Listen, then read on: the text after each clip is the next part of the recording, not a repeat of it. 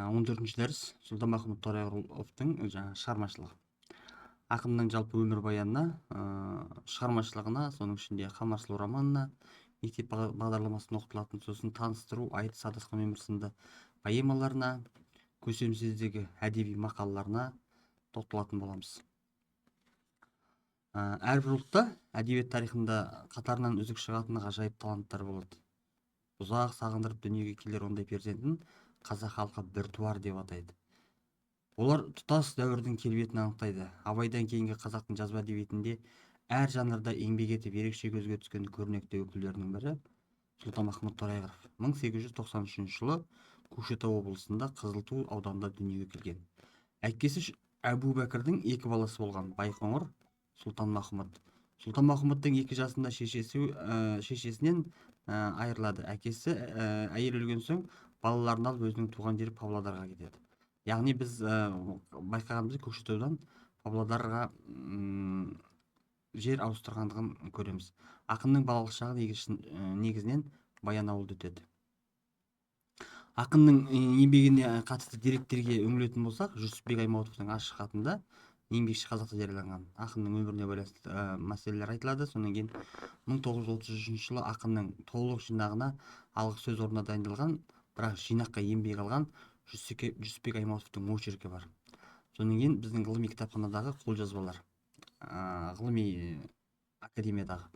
Сонымен қатар Хайым Мұхамедханов 1989 жылы 24 қаңтарда Семей таңы газетінде жарық көрген мақаласында Сұлтанмахмұт жайлы көптеген мәліметтер айтады. Жалпы Сұлтанмахмұт туралы өлеңдерде де бар, иә? Оны Міржақыптан, Ақахметтен көретін боламыз.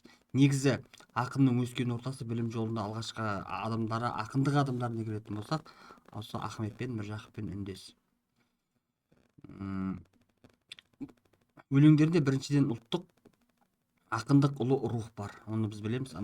Бір өлеңінде шығармын тірі болсам адам болып деп басталатын өлеңді қарап отырсаңыздар, тура бір халыққа бүкіл өмірін арнағандай әсер қалдырады. Қамар сұлу романына келетін болсақ, бұл 1913-14 жылдар жазылған. Негізі Дербісәлидің айтуы бойынша бұл эпистолярлық эпикалық қасиеттердің қайсысында да құр емес. Қамар сұлу романы бірде поэзия, бірде проза түрінде жазылса, қазақ өмірінің сол тұстағы халін әр тарапқа жан-жақты аша түседі. Және мұны ондаған көркем кейіпкерлердің шындық қимыл әрекеттері негізінде дәлелдейді дейді. 1915 жылы Кім жазықты әлеуметтік романын жазды. Бұндағы кейіпкерлер білесіздер: Әжібай, Тасболат, Қабыштар.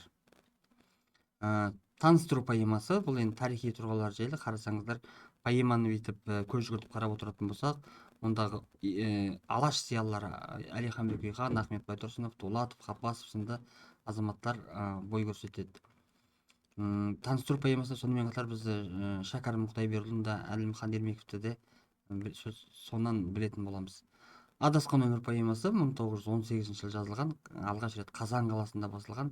Мағауиннің айтуы бойынша, Адасқан өмір поэмасы қазақ сөз зергерлерінің ғасырдан ғасырға ұшасып келе жатқан адам және оның табиғаты, өмір мен оның мәні туралы толғауларының бір арнаға келіп тоғысқан құймасы, шырқау, шыңы тәрізді деген баға береді. Айтыс поэмасы бар. Бұл енді айтыс поэмасы дала ақыны мен қала ақынының арасындағы тартысты көрсетіп береді. Сұлтанмахмұт Торайғыров тек көркем шығарма жазумен ғана айналысып қоймай, қоғамдық мәдени өмірдің түрлі салаларына да белсенділік танытқан қайраткер. Сұлтанмахмұттың мақалалары Қазақ, Сарыарқа газеттері, Айқап, Абай журналдарында жарияланған. Ән, күй, өлең, жыр қазақ тіршілігінің аса бір маңызды бөлігі. Онсыз өмірдің қызығы, сән-салтанаты жоқ, келешегі бұлыңғыр. Осы ойлар Сұлтанмахмұт Торайғыров өлең һәм оны айтушылар деген мақаласында жарияланған. Ақын жайлы қысқаша тоқталатын болсақ, жалпы ғалымдардың берген пікіріне тоқталатын болсақ, Бейсенбай Кенжебаев Сұлтанмахмұт шығармаларының жалпы жиыны тек әдебиет дамуының сүрлеуін, кезеңін ғана көрсетіп қоймайды. Сонымен бірге ол қазақтың сол замандағы қоғамдық ой дамуының да тамаша зор белесі болып табылады деген пікір білдіреді. Осындай пікірлерді біз әдебиеттану ғылымында жиі ұшыратамыз. Себебі 20 ғасырдың басында алаш кезеңінде сүбелі еңбек қалдырған зор шығармашылық тұлға ретінде қалыптасқан Сұлтанмахмұт Торайғыровты біз алаш дәуірі әдебиетінің белгілі бір өкілі деп қараймыз.